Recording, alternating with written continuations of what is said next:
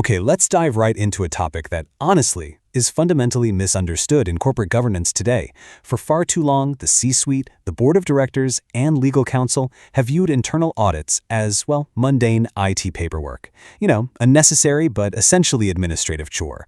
But today, in this explainer, we are going to completely shatter that misconception. We're shifting into our deepest thinking mode to completely reframe the internal audit. We absolutely have to stop looking at it as some baseline compliance exercise and start understanding it for what it really is, your ultimate, impenetrable strategic defense against boardroom crises.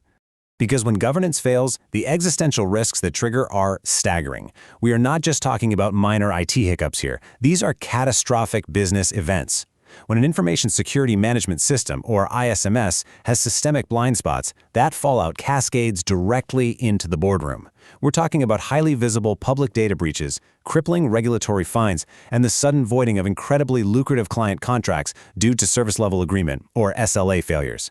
And the personal cost at the executive level? It's profound. It results in rapid stock drops and, quite frankly, immediate C-level terminations. This is about your fiduciary duty, and it demands absolute attention.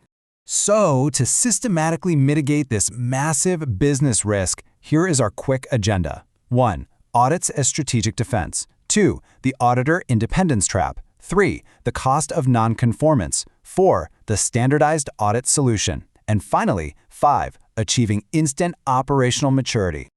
All right, moving right into Section 1, Audits as Strategic Defense, moving beyond checklists.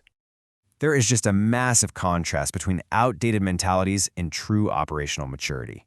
The outdated view treats compliance as a mundane IT chore. It's reactive, paper-pushing, that really just provides a false sense of security. The reality of a mature organization, however, is that the internal audit acts as a proactive boardroom shield. It hunts down and neutralizes existential risks way before they can materialize into catastrophes. For legal counsel and the board, embracing this shift is literally the fulfillment of your fiduciary duty. Let's move to Section 2, the auditor independence trap, the invisible vulnerability. I want you to genuinely pause for a second and think about this. Who is actually auditing your IT department or your software development team? If your operational leads are evaluating their own units, you have a glaring, highly dangerous conflict of interest on your hands. This is a massive blind spot that completely shatters your organization's strategic defense posture. This vulnerability is formally known as compromised auditor independence. It happens when internal auditors evaluate their own primary work responsibilities. Now, I know it sounds like a simple HR quirk, right? But actually, it is a catastrophic structural governance failure. By allowing operational leads to audit the very systems they manage, you inherently nullify the validity of the entire audit. The risks are just left unchecked, whether through bias, fear of reprisal, or just simple operational blindness. Which brings us to Section 3, the cost of non-conformance, regulatory and governance failures. But global standards absolutely do not take this lightly, and the structural penalties within the ISO 27001 framework are incredibly severe. When leads audit their own units, it's a direct violation of Clause 9.2.1, which instantly results in a major nonconformance. If those audits are conducted by personnel who lack objective qualifications or who are inherently biased, it breaches Clause 9.2.2c. Boom, another major nonconformance. Furthermore, failing to enforce formal boundaries for independent review triggers a major nonconformance under Control A.5.35. These are foundational standard failures. And I want to be incredibly clear about what a major nonconformance actually means for your business.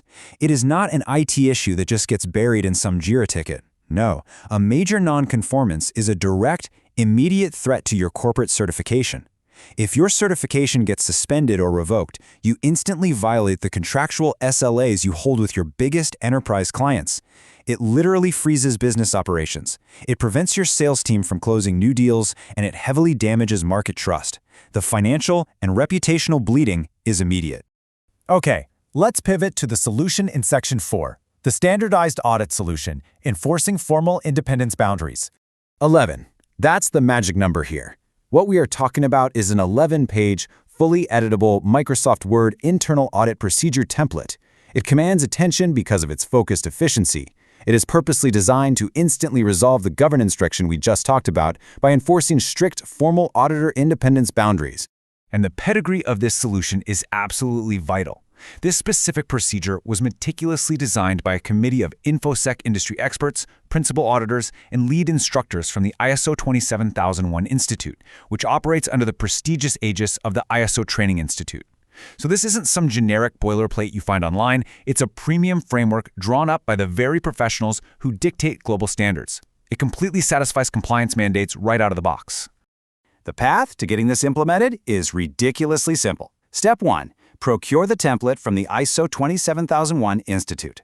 Step 2 allows for really rapid customization. You literally just search for placeholders like ABC Technologies Private Limited and its acronym ABCTPL and swap them out for your own organization's name. Step 3. Immediately roll out the procedure to enforce strict independence boundaries and a robust audit schedule. It is a totally friction-free workflow. Finally, Section 5. Achieving instant operational maturity, the ultimate ROI for the C-suite. When you implement this document, you are not just checking a box. By executing this expertly drawn template, your organization gains a massive 15 to 20-year head start in ISMS operational maturity. I really want you to think about that. You are instantly absorbing 2.5 decades of auditing expertise, trial and error, and regulatory alignment, all without having to suffer through the learning curve or those catastrophic non-conformances yourself. So to quickly summarize the core benefits for you, this tool rigorously enforces strict auditor independence, completely eliminating conflicts of interest. It actively prevents those devastating major non-conformances under Clause 9.2.1, 9.22c, and Control A.5.35. It establishes a compliant audit schedule and, honestly, most importantly, it acts as an impenetrable shield for the boardroom against existential crisis, delivering decades of operational maturity instantly. I want to leave you with a final, provocative thought to take back to your executive team. Challenge your current risk posture and really ask yourselves, is your internal audit currently functioning merely as a mundane paperwork exercise, or have you structured it to be your ultimate boardroom shield? The difference between those two is exactly where your greatest business vulnerability lies.